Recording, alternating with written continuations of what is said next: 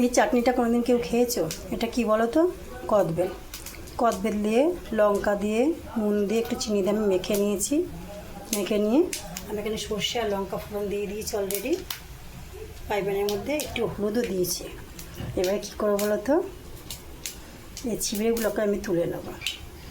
এত খেতে বা মাখা তো খুব দুর্ধর্ষ লাগে, কিন্তু চাটনিটাও খুব ভালো লাগে। ব্যাস, কোনো কাজ না।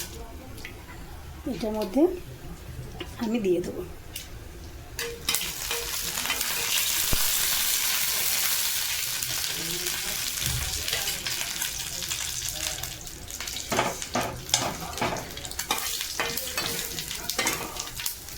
খুব ভালো লাগবে খেতে। তোমরা স্বাদ অনুযায়ী চিনি দেবে।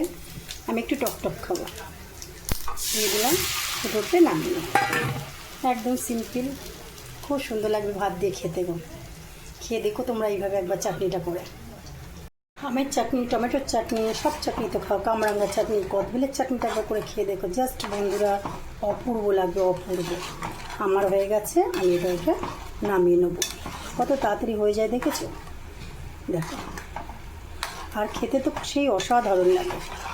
পারলে তোমরা এরকম কদবেল যাদের গাছে আছে বা যারা বাড়িতে কিনে নিয়ে আসো, এরকম করে চাটনি করে খেয়ে দেখো।